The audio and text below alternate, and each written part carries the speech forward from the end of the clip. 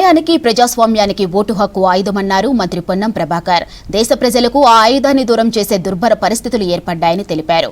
ఇక దేశాన్ని ఏలుతున్న వారు మతాల పేరుతో చిచ్చులు పెడుతున్నారన్నారు పీసీసీ చీఫ్ మహేష్ కుమార్ గౌడ్. మహారాష్ట్రలో బీజేపీ గెలుపుకు ఓట్ చోరీయే కారణమన్నారు. రవీంద్ర భారతిలో ఎస్సీ, ఎస్టీ, బీసీ మైనార్టీ సమైక్య ఆధ్వర్యంలో నిర్వహించిన national convention and field station కార్యక్రమంలో పాల్గొన్నారు నేతలు. ఐక్యంగా ఉంటేనే రాజ్యాంగాన్ని కాపాడుకోగలమన్నారు. హక్కులు అడగటంలో తప్పులేదని చెప్పారు. సామాజిక బాధ్యతగా ప్రతి ఒక్కరూ హక్కుల కోసం పోరాడాలని పిలుపునిచ్చారు. ఈ దేశంలో जिसकी जितनी आबादी उनको उतने भागीदारी నినాదాన్ని పరిపూర్ణంగా సఫలం చేసిన ఘనత రాష్ట్ర ముఖ్యమంత్రి రేవంత్ రెడ్డి గారిది, రాష్ట్ర ప్రభుత్వం కాంగ్రెస్ పార్టీది. ఈ దేశంలో ఎవరు ఎంత శాతం జనాభా ఉంటే వారికి అన్ని ఫలాలు అందాలని నినాదాన్ని తెలంగాణలోని కాంగ్రెస్ ప్రభుత్వం ముందుకు తీసుకెళ్ళడం కాకుండా ఓబీసీలకి 42% రిజర్వేషన్ ఇస్తూ 2 చట్టాలు తీసుకురావడం జరిగింది. స్థానిక సంస్థలకు ఒక చట్టం, విద్యా ఉపాధిలో ఒక చట్టం. ఈ 2 చట్టాలను తీసుకొచ్చి ఇలా యావత్ దేశానికే ఒక దిక్సూచిగా మారినాం. कांग्रेस के नेता के रूप में नहीं, लीडर ऑफ अपोजिशन इस देश में हो रही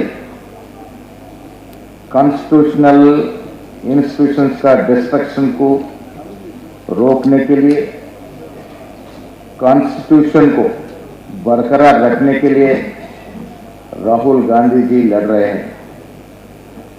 आपको पता है महाराष्ट्र में इलेक्शंस में हुए सो वोट चोरी और तीसरी बार मोदी जी सत्ता में आने के लिए जो वोटों की स्कैम करी है वो पूरा स्कैम को राहुल जी ने प्रूफ के साथ खुलासा किया.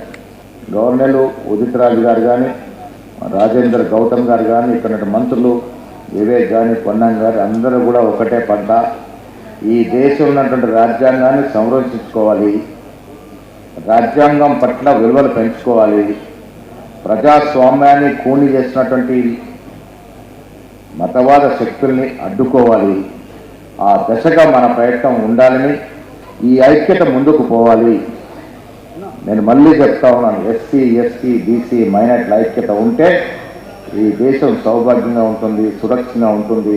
మరంతా కూడా ఉత్తర భారతదేశంలో ఒక ప్రభంజనంగా మారింది.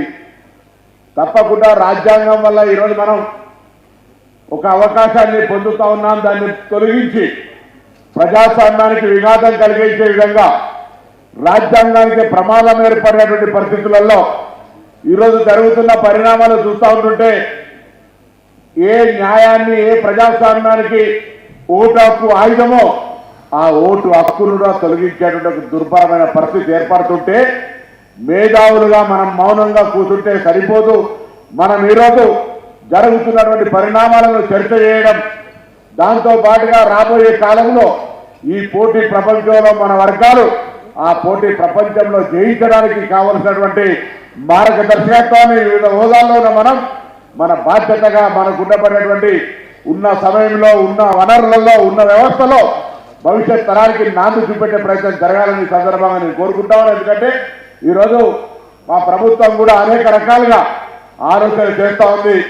ఎక్కడైనా సరి అయిన విధంగా జరగకపోతే తప్పకుండా ఇందులో మహేష్ గౌడ్ గారు పీసీసీ అధ్యక్షులుగా ఉన్నారు, డాక్టర్ వివేక్ గారు మంత్రిగా ఉన్నారు, నేనున్న ఇంకా సహచర మంత్రులం తప్పకుండా బలహీన వర్గాలకు సంబంధించి, ఎస్సీ, ఎస్టీ, బీసీలకు సంబంధించిన అన్ని రకాల కార్యక్రమాలకు సంబంధించి మనకు వచ్చేటువంటి పరిస్థితులలో మా బాధ్యతగా మేము నిర్వహిస్తామనే మాట ఇప్పటికే అటువంటి కార్యక్రమం జరుగుతూ ఉంది.